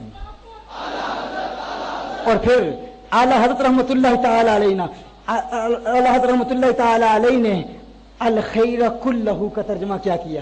فرماتے ہیں اصالت کل، امامت کل، سیادت کل، امارت کل، حکومت کل، ولایت کل خدا کے یہاں تمہارے لیے، خدا کے یہاں تمہارے لیے. تو یہ اللہ کا پیار ہے. اللہ یوں اپنے محبوب سے پیار کرتا ہے. اور ایک ہمارا پیار ہے، ایک دور حاضر کے مولوی کا پیار ہے. وہ کہتے ہیں مجھے بہت پیار ہے حضور سے. بھائی کتنا پیار ہے؟ بہت زیادہ پیار کرتا ہوں، بہت زیادہ پیار کرتا ہوں. پیار بھی کرتا ہے پھر اعتراض بھی کرتا ہے، پیار بھی کرتا ہے پھر تنقید بھی کرتا ہے. یاد رکھیے حضور نے ارشاد فرمایا حب کا شیء یعمی و یسم. جب انسان کو کسی سے پیار ہو جاتا ہے نا تو پیار انسان کو اندھا کر دیتا ہے. پیار انسان کو اندھا کر دیتا ہے، اندھا بھی کر دیتا ہے اور بہرا بھی کر دیتا ہے. جب انسان کو کسی سے پیار ہو جائے تو پیار انسان کو اندھا بھی کر دیتا ہے، بہرا بھی کر دیتا ہے. دیکھیے اگر آپ کا ذوق سماعت زندہ ہے تو میری نیت میں بھی کوئی تھکن محسوس نہیں کریں گے آپ. چونکہ میں حقیقت ہے بہت زیادہ تھکاوٹ محسوس کر رہا ہوں. نیند نہیں کی، نیند نہ کی ہو انسان نے تو ذہن بھی انسان کا تھکا ہوتا ہے، پھر الفاظ زبان پر نہیں آتے. لیکن اگر آپ کا ذوق سماعت بیدار ہے تو انشاءاللہ چند جملے کہوں گا. جب انسان کو کسی سے پیار ہو جائے تو پیار انسان کو اندھا کر دیتا ہے اور بہرا بھی کر دیتا ہے. اس کا مطلب کیا ہے؟ اس کا معنی کیا ہے؟ اس کا معنی یہ ہے کہ جب انسان کو کسی سے محبت ہو جائے نا، پیار ہو جائے تو اس کے محبوب میں عیب ہوں اسے نظر نہیں آتے. محبوب کے عیب سے بہرا ہو جاتا ہے، اندھا ہو جاتا ہے. کوئی عیب دکھانے والا ہو بتائے ارے کیا ہوا ہے تجھے، اس کو اپنا دل دے دیا ہے، اس کی شکل دیکھ، صورت دیکھ، کردار دیکھ، گفتار دیکھ، انداز تکلم دیکھ، کچھ بھی نہیں ہے. وہ کہے گا نہیں چونکہ میں اپنا دل دے چکا ہوں، اب 100 عیب دکھاؤ مجھے نظر نہیں آئیں گے. پیار انسان کو اندھا کر دیتا ہے. پیار کیا کرتا ہے؟ انسان کو اندھا کر دیتا ہے، اندھا بھی کر دیتا ہے اور بہرا بھی کر دیتا ہے. آپ کا کوئی مخلص دوست، مخلص یار آپ کو بار بار بتائے ارے دیکھ اس میں فلاں عیب ہے، فلاں نقص ہے، فلاں ڈیفیکٹ ہے، آپ کہیں گے مجھے کچھ سنائی نہیں دیتا. کیوں؟ پیار جو ہو چکا ہے. پیار ہو جائے تو انسان اندھا بھی ہو جاتا ہے، بہرا بھی ہو جاتا ہے. اس کی ایک مثال میں دیا کرتا ہوں. شرط یہ ہے کہ پیار ہو جائے، شرط یہ ہے کہ حقیقتاً پیار ہو چکا ہو، جھوٹا دعوے دار نہ ہو پیار کا. اگر جھوٹا مدعی ہے پیار کا تو اسے پھر عیب نظر آئیں گے، اسے نقص نظر آئیں گے. لیکن اگر سچا محب ہو، سچا عاشق ہو، محبوب میں عیب ہو بھی اسے نظر نہیں آئیں گے. کوئی بتانے والا بار بار بتا رہا ہو فلاں نقص ہے، اسے سنائی بھی نہیں دیں گے. آپ ایک گاڑی خریدنے کے لیے جاتے ہیں، آپ بتاتے ہیں مجھے فلاں قسم کی گاڑی کی ضرورت ہے. وہ آپ کو 10 گاڑیاں دکھاتے ہیں، کہتے ہیں یہ گاڑی ہے، یہ گاڑی ہے، یہ گاڑی ہے. جب تک آپ اس گاڑی کو اپنا نہ لیں، خرید نہ لیں. یا یہ موبائل فون ہے، آپ کسی دکان پر جاتے ہیں، موبائل فون خریدنے کے لیے جاتے ہیں. یا عورتیں کپڑے خریدنے کے لیے جاتی ہیں یا کچھ بھی آپ یا کوئی مکان خریدنے کے لیے آپ جاتے ہیں، تو جب آپ کو مختلف مکان وہ دکھاتے ہیں یا مختلف گاڑیاں دکھائی جاتی ہیں، آپ دیکھتے ہیں، آپ کہتے ہیں کہ یہ میں نہیں لوں گا، اس میں یہ ڈیفیکٹ ہے، یہ عیب ہے، یہ عیب ہے، یہ عیب ہے، آپ کو عیب نظر آ رہے ہوتے ہیں. ہاں، آپ اپنے ساتھ ایک مخلص دوست کو بھی رکھتے ہیں، آپ بتاتے ہیں اگر مجھے عیب نظر نہ آئے تو مجھے دکھا دینا. وہ دوست دکھاتا ہے فلاں عیب ہے، فلاں نقص ہے، فلاں نقص ہے. آپ کو عیب نظر بھی آ رہے ہوتے ہیں، بتانے والا بتا رہا ہو تو آپ بہرے نہیں ہوتے، آپ سن بھی رہے ہوتے ہیں. لیکن کچھ دیر کے بعد آپ انتخاب کر لیتے ہیں، سلیکٹ کر لیتے ہیں کہ میں نے یہ گاڑی خریدنی ہے. جب آپ اس گاڑی کو اپنا لیتے ہیں، ایک مرتبہ خرید لیتے ہیں، اب اس دوست کو کبھی ضرورت نہیں ہوگی وہ آپ کو کہے گا یہ عیب ہے، وہ عیب ہے. کیوں؟ وہ جانتا ہے اب اگر کہا تو اسے غصہ آ جائے گا، یہ ناراض ہو جائے گا. اب اس نے یہ گاڑی اپنا لی ہے، اب اس نے یہ مکان اپنا لیا ہے، اب عورتوں نے فلاں کپڑا اپنا لیا ہے. اب کوئی سہیلی جرت نہیں کرے گی، وہ نہیں کہے گی اس کپڑے میں یہ نقص ہے، وہ کہے گی نہیں نقص مجھے نہیں نظر آتا، وہ خوبیاں ہی خوبیاں بیان کرے گی. کیوں؟ کیونکہ اپنا لیا ہے. جب انسان کسی چیز کو اپنا لیتا ہے، جب کسی چیز کو اپنا بنا لیتا ہے تو اس میں عیب ہو بھی تو عیب نظر نہیں آتے. یہ بات تو آپ سمجھ چکے نا؟ عیب دار چیز ہو اس میں عیب ہوں بھی تو عیب نظر نہیں آتی.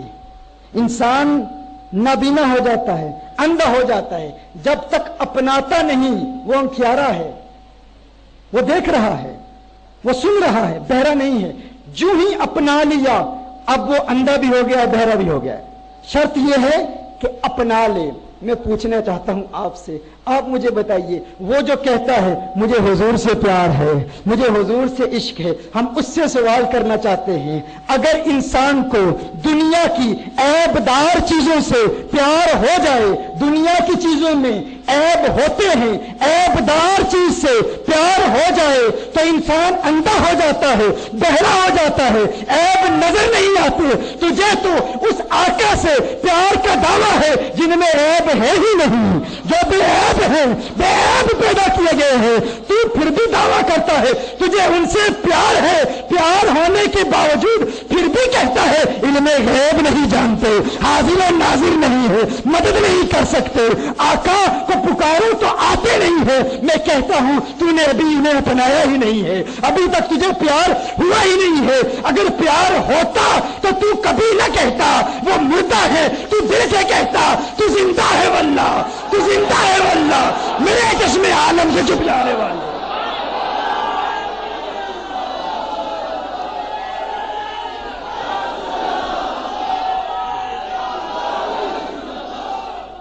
پتہ چلا پیار ہوا ہی نہیں ہے. یہ مطلب ہے اگر پیار ہو جائے تو انسان اندھا ہو جاتا ہے.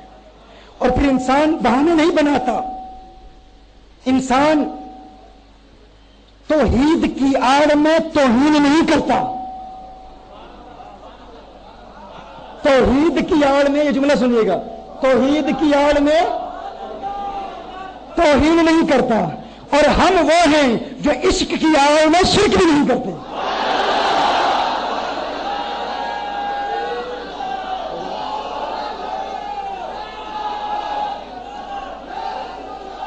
نہ ہم توحید کی آڑ میں توہین کرتے ہیں، نہ عشق کی آڑ میں شرک کرتے ہیں. ہم توہین سے بھی پاک ہیں، شرک سے بھی پاک ہیں. ہم توحید والے ہیں اور عشق والے ہیں. یہ غلط فلسفہ ہے کہ حضور کی محبت میں انسان شرک کرتا ہے. نہ، اس کے استاد نے کہا فلاں جگہ ایک آئینہ پڑا ہے، ایک شیشہ پڑا ہے، وہ شیشہ لے آ. شیشہ اٹھا کے لے آ. اب اس کی آنکھ میں خرابی تھی، وہ شیشہ اٹھانے کے لیے گیا. شیشہ اٹھانے کے لیے گیا تو اسے ایک کے دو نظر آ رہے تھے، دو نظر آئے. وہ واپس استاد کے پاس گیا. اس نے کہا استاد محترم وہاں ایک شیشہ تو نہیں، وہاں دو شیشے ہیں. اب استاد بھی امتحان لینا چاہتا تھا. استاد نے کہا اچھا یہ بات ہے وہاں دو شیشے ہیں، وہاں دو شیشے ہیں تو ایسا کر پتھر سے ایک شیشہ توڑ دے. पत्थर से एक शीशा तोड़ दे, जो बच जाए उसे वापस ले आ। एक को पत्थर से तोड़ दे, जो बच जाए उसे वापस ले आ। उसने कहा ठीक है, दो ही हैं, मैंने दो देखे। आप उसकी आंख की खराबी थी ना, उसकी आंख में कुछ खराबी थी।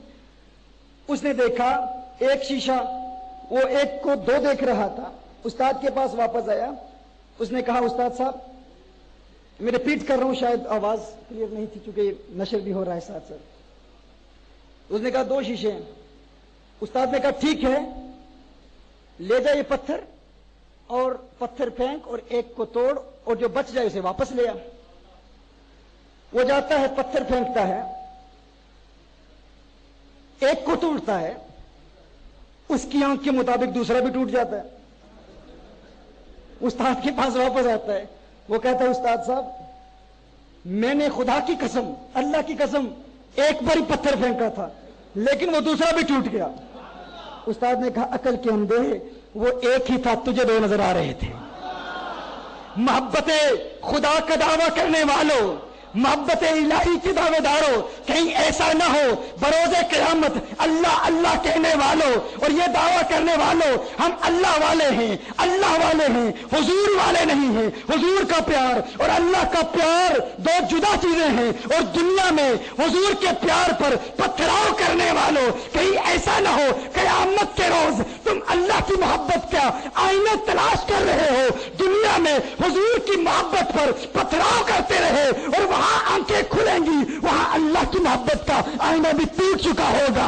तुम यहां दो समझते थे, दो नहीं थे, वो एक था, तेरी आंख की खराबी थी। यहां हुजूर के आईना मोहब्बत पर पत्थर फेंकने वाले, वहां अल्लाह की मोहब्बत का आईना भी टूटा हुआ होगा।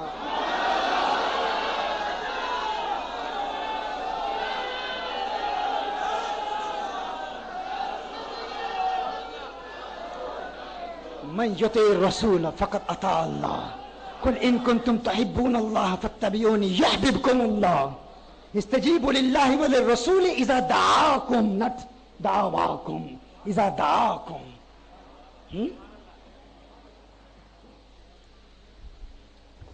नमाज में कंसंट्रेशन हासिल करने के लिए पहला पॉइंट क्या है?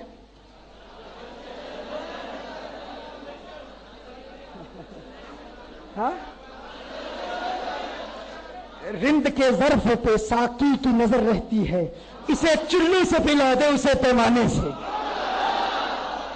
गरचे मैं खानाए सुखन का गदाए जदीद हूं, थोड़ी तरमीम की है, गरचे मैं खानाए सुखन का गदाए जदीद हूं, हर रंग की शराब प्याले में है मेरे। अल्हम्दुलिल्लाह, अल्हम्दुलिल्लाह, ताली में नहीं, मुर्शिद का करम, अल्हम्दुलिल्लाह, आका की इनायत है। तो एक आपका इम्तिहान है, इम्तिहान ले रहा था, मौजू बदल दिया थोड़ा सा, लेकिन अब वापस मौजू की तरफ आते हैं। अगर आज याद रहा तो हमेशा याद रहेगा इंशाअल्लाह। नमाज में कंसंट्रेशन हासिल करने के लिए पहला पॉइंट क्या है? तर्जुमा। दूसरा पॉइंट क्या है? क्या? तीसरा? माशाअल्लाह। चौथा?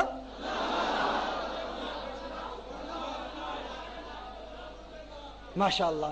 पांचवा? सुभान अल्लाह। जी हो, सलामत रहो, माशाअल्लाह। छठा पॉइंट ये है मेरे अल्लाह, मैं इस काबिल कहां, मैं गुनहगार, बदकार, सियाकार, इस्याशियार, सारी जिंदगी गुनाह करता रहा।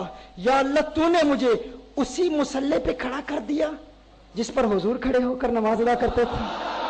या अल्लाह, मेरा फॉर्म ऑफ कम्युनिकेशन, मेरी इबादत का तरीका बिल्कुल वही है जो हुजूर का था। या अल्लाह, मैं इस काबिल नहीं था, ये तेरा करम है कि तूने मुझे वही नमाज अदा कर दी। हुजूर का तसव्वुर करना, हुजूर की जुल्फों को जहन में, हुजूर के जुल्फों का ख्याल पैदा करना, हुजूर की जुल्फों के मुतल्लिक सोचना, हुजूर के रुकू को सोचना, हुजूर के सजदे को सोचना, हुजूर का क़याम सोचना, हुजूर क़याम कैसे करते थे। नमाज में हुजूर का ख्याल आ जाए तो नमाज कामिल होती है, बातिल नहीं होती, कामिल होती है।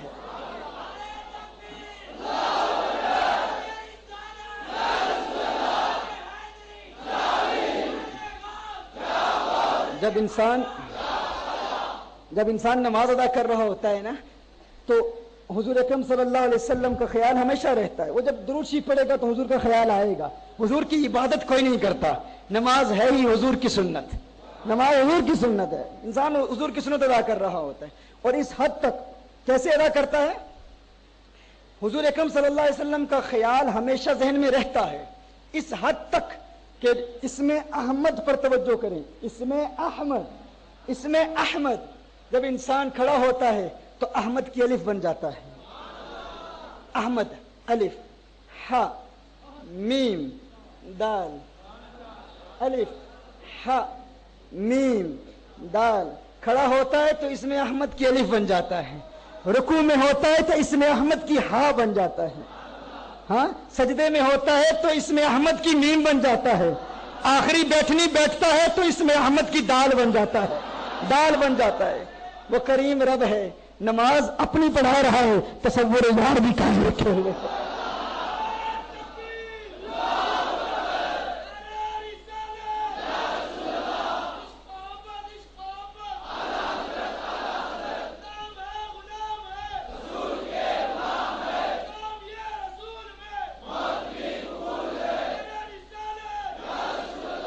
کوئی ضدی ضد کرے, کچھ ایسے بھی ہوتے ہیں جن کے دل میں بہت شدید بغض ہوتا ہے, انہیں یہ نقطہ مل جائے, وہ کہیں اچھا شیطان نے اللہ کے نبی کا ادب پسند نہیں کیا تھا, ناراض ہو گیا, اس حد تک کہ نماز ہی چھوڑ دی.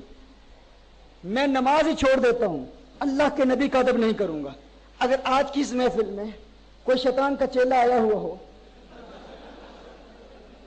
اور وہ کہے اچھا یہ نماز ایسی ہے, یہ تو تصویر محبوب ہے, اچھا اب میں نماز ہی نہیں پڑھتا. ایسے بھی ہوتے ہیں نا بھائی, شیطان اگر استاد ایسا کام کر سکتا ہے تو شاگرد بھی کر سکتے ہیں نا. کوئی یہ کہے کہ اب میں نماز ہی نہیں پڑھتا, تو میں کہتا ہوں اگر تو نماز نہ بھی پڑھے پھر بھی تیرا سارا جسم تو یہ حضور کی یاد دلاتا رہے گا. وہ کیسے تو نماز نہ بھی پڑھ. تھوڑا سا کھڑے ہو جائیے یہاں پر. یہ دیکھیے شاہد صاحب, ان کے تھوڑا سا پیچھے ہو جائیں, تھوڑا سا پیچھے. اگر کوئی کہے میں نماز نہیں پڑھتا, میں کہتا ہوں انسان کے جسم پر غور کر لے. انسان نماز نہ بھی پڑھے, اس کا چہرہ محمد کی میم بنا ہوا ہے. غور کیجئے, چہرہ محمد کی میم ہے, اس کے دو بازو محمد کی ہاں ہے, اس کا پیٹ محمد کی میم ہے, اس کی دو ٹانگیں محمد کی دال ہے. میم ہا میم دال. انسان ہونے کے لیے تجھے محبوب سے پیار کرنا ہوگا, تجھے محبوب سے پیار کرنا ہوگا.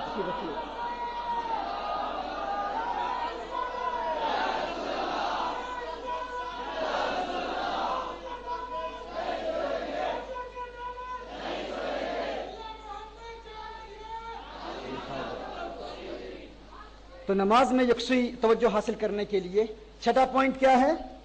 تصور محبوب صلی اللہ علیہ وسلم. بار بار خود کو یاد دلانا کہ میں وہ نماز ادا کر رہا ہوں جو آقا ادا کیا کرتے تھے. میں اس قابل نہیں ہے. انسان تو دنیا کے متعلق سوچ رہا ہے, کیسے سوچ سکتا ہے؟ تجھے تو اللہ نے وہ نماز عطا فرمائی ہے جو اپنے محبوب کو عطا فرمائی تھی صلی اللہ علیہ وآلہ وسلم. یہ 6 پوائنٹس ہیں, ان پر خوب محنت کریں. اب دیکھیں گے رفتہ رفتہ انشاءاللہ تعالی آپ کو نماز میں توجہ مل جائے گی, نماز میں یکسوئی مل جائے گی, خشوع و خضوع حاصل ہو جائے گا. نماز کی فزیکل فارم کیا ہے؟ تجوید اور فقہ کے احکام. اور نماز کی روح کیا ہے؟ نماز کی روح یہ ہے کہ انسان مکمل یکسوئی کے ساتھ نماز ادا کرے, خشوع و خضوع کے ساتھ نماز ادا کرے. اور مکمل خشوع و خضوع کے ساتھ نماز ادا کرنے کے لیے طریقہ کار کیا ہے؟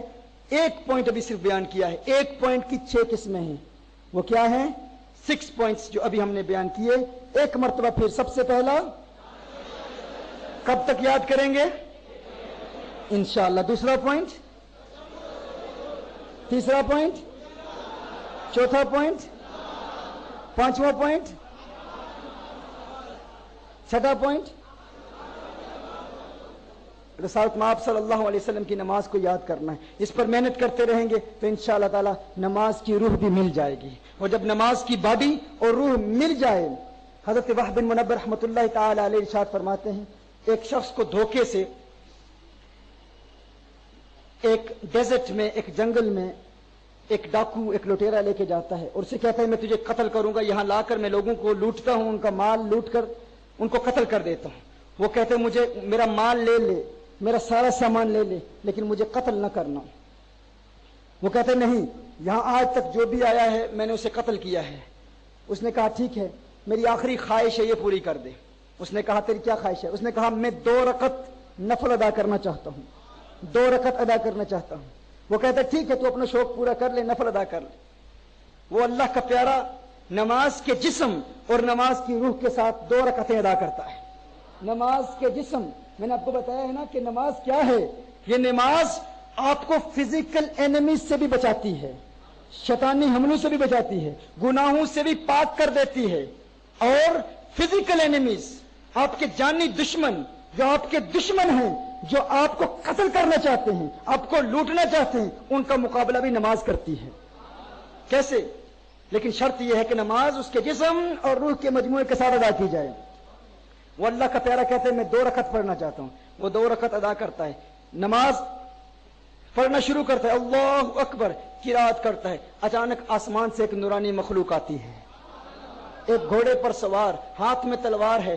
وہ جو اس کو قتل کرنا چاہتا ہے اس پر حملہ کرتا ہے، اس کو قتل کر دیتا ہے۔ یہ نمازی سلام پھیرتا ہے، سلام پھیرنے کے بعد السلام علیکم ورحمۃ اللہ، السلام علیکم ورحمۃ اللہ۔ دیکھتا ہے وہ جو شخص اسے قتل کرنا چاہتا تھا وہ خود مردہ پڑا ہے، اس روحانی نورانی مخلوق کے پاس جاتا ہے، تو کون ہے، کہاں سے آیا ہے؟ اس نے کہا میں تیری نماز ہوں، میں تیری نماز ہوں۔ یہ جو 2 رکعتیں تو نے ادا کی ہیں، میں انہی 2 رکعتوں کی شکل بن کے میں انسانی شکل میں آیا ہوں تاکہ تیرے دشمن کا مقابلہ کروں۔ یہ نماز کا فائدہ ہے۔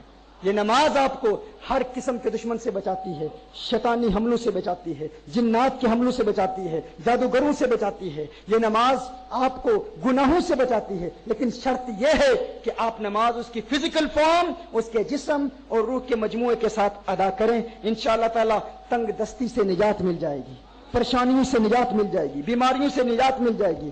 انشاءاللہ تعالی آپ کی زبان میں ایسی برکت پیدا ہوگی، آپ کسی کو دعا دیں گے آپ کی دعائیں اللہ قبول فرما لے گا۔ نماز سب سے بڑا ورد ہے، سب سے بڑا وظیفہ ہے، اس سے بڑا کوئی وظیفہ نہیں۔